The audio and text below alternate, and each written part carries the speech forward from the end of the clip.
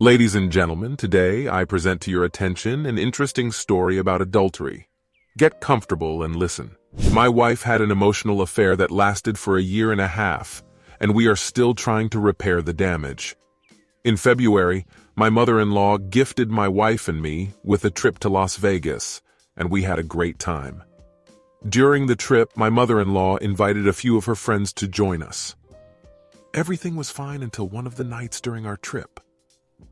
My wife, mother-in-law, and I were spending time together when my mother-in-law's friends suggested that they go to a nightclub in the hotel, while the men went to play craps.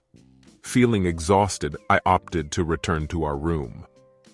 After showering, I eagerly awaited my wife's return, having received some explicit texts from her about what she wanted to do that night. However, when she finally arrived, she was extremely inebriated and couldn't engage in any activity, so I helped her undress and put her to bed. Later that night, I noticed that my wife's phone was receiving numerous notifications from one of her friends. When I checked her phone, I saw that they were informing her that she had left her credit card at the bar. I thanked them and ended the call. As I was about to close the app, I noticed that there was a text conversation on her phone that was not in the regular iMessage app, but rather in Telegram. It piqued my curiosity, and I opened the app to investigate. To my surprise, it was a conversation between my wife and one of her colleagues. To provide some context, in July 2021, my wife and I relocated to a different state, which was 3 hours away. My wife had been urging me to request a job transfer, and after some time it was approved, so we left our old town and moved to a new state.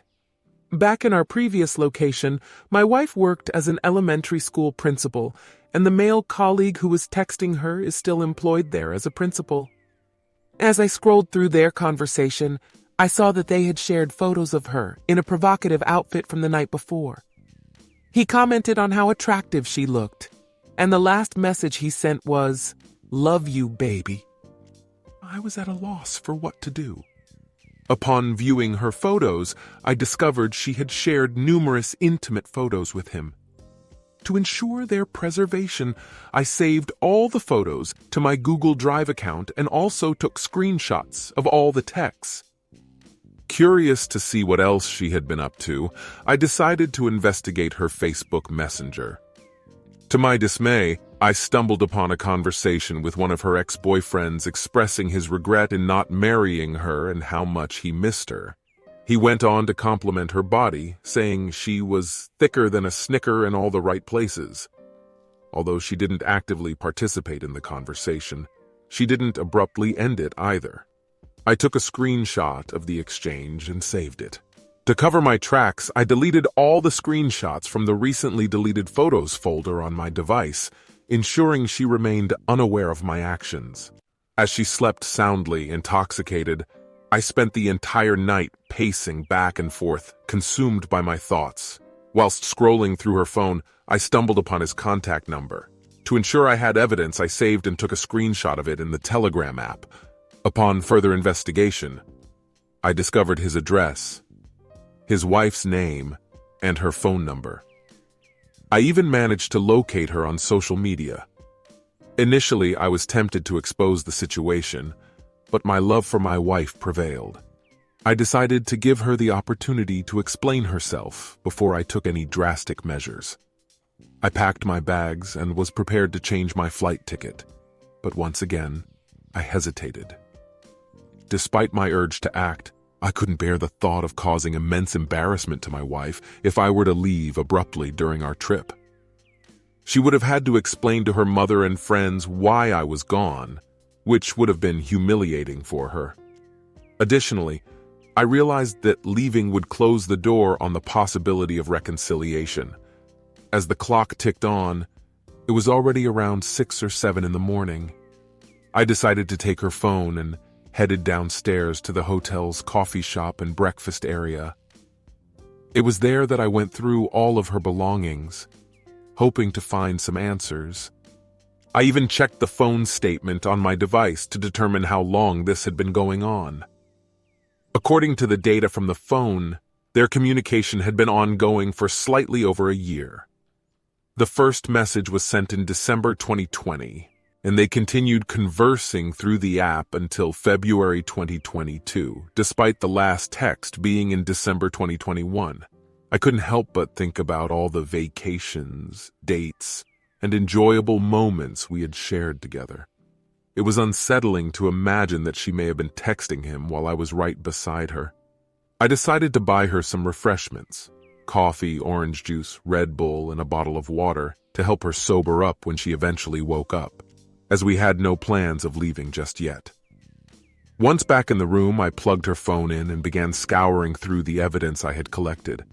I contemplated logging into the Telegram app they had used to communicate via my phone's web browser, hoping to access all their messages.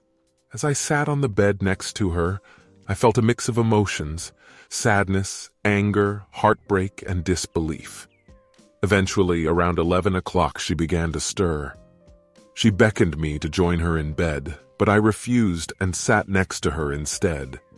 She immediately sensed that something was amiss, as if she could feel it in the air. As soon as she woke up, she sat up and faced me, sensing that something was amiss. Without saying a word, I asked her who Greg was. Her immediate reaction was to become defensive and let out a sigh. She questioned why I felt the need to go through her phone without her permission. I explained that I had stumbled upon something by accident and was not snooping through her phone. I told her what had happened and how I had come across Greg's name. She quickly grabbed her phone and went to the bathroom. I took that opportunity to open the Telegram app and saw that she had sent a message to him. I left the app open, hoping she would acknowledge it when she returned. She promptly deleted all of the messages, causing them to disappear from the web browser. However, I had already saved them. His reply was a comical, "Oh no, am I in trouble?" which made me chuckle. It was amusing to see a 41-year-old principal not care about how she was doing or if I was angry. He simply wanted to know if he was in trouble. She emerged from the bathroom and I showed her my phone, saying, "You're going to text him right now," I said to her as I showed her the messages. She broke down in tears, and I began to ask her all of the questions that had been plaguing my mind. Some I already knew the answers to, while others I did not. I asked her if she had slept with him, how long their affair had been going on, if he had ever been in our home or bed, and if she loved him. The answer to all of these questions was a resounding no. Despite her answers, I still felt the urge to go to his house and burn it down. Despite my strong desire to physically harm him, I refrained due to the importance of my job and the love I have for my daughter. However, I still feel compelled to inform his wife about his actions. Unfortunately, my own spouse is hesitant to allow me to do so, citing reasons such as embarrassment, shame, and guilt. I can't help but wonder if there is more to her reluctance, perhaps a hidden truth she has kept from me. Regardless, I strongly believe that the man's wife deserves to know the truth. Although I briefly considered posting their phone numbers online, I realized it could lead to legal trouble and decided against it. We maintain a close relationship with our friends in the small town, and their children still visit us in our new home.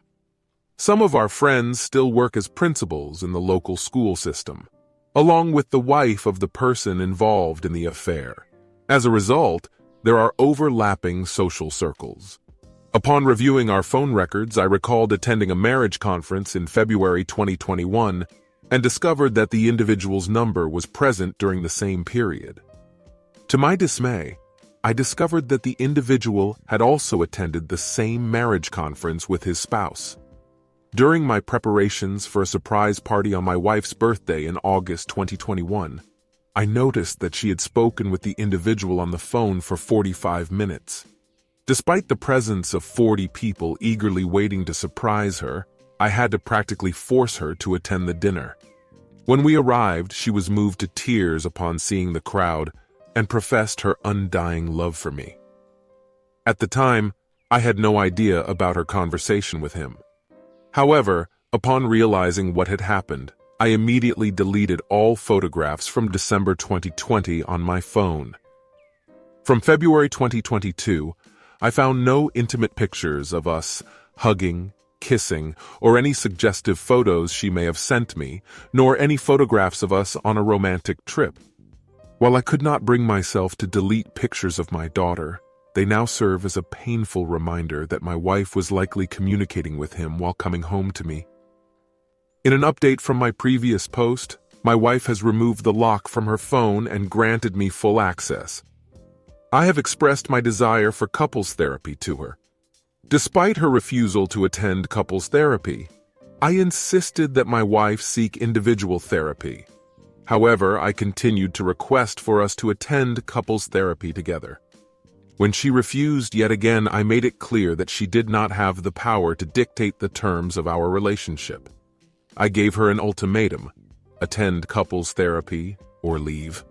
I also made it clear that I would not be the one to leave our home, and that our daughter would remain with me in her familiar environment. My wife was furious and accused me of trying to kick her out and deny her access to our daughter. I reassured my wife that I would never prevent her from seeing our daughter, but I would seek full custody with visitation rights for her every other weekend. After a lot of tears and apologies, she explained most of what had happened to me. However, even after 5 months, I continue to have questions and bring them up to her, which often upsets her. I reminded her that my grief and need for answers should not be an inconvenience to her happiness, and that she cannot simply move on as she pleases. She seems to believe that ignoring the issue will make it disappear, and that we can return to normal. But I know that we need to address the root of the problem in order to move forward. To help myself cope with the situation, I started going to the gym and working on my fitness.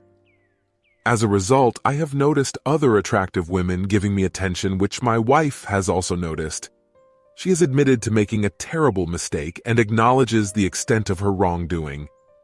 We are both working to fix things, and so far, I have faith in her efforts. Our sex life has been great, with her pleasuring me a few times a week in addition to our regular sexual activity.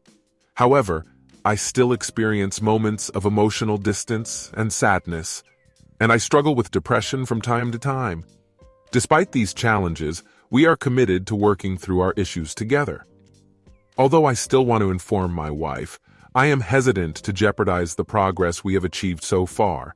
During a therapy session, my therapist questioned if this would improve my situation and what the potential consequences could be. Therefore, I am sharing with you all that it is possible to keep moving forward. I have noticed numerous posts from individuals asking for guidance on how to move on, and if it is even possible. It is possible, but it is still a difficult process. I recently accessed the Telegram account and observed that my partner had either blocked or deleted the account. Progress is slow, but I am taking it one step at a time.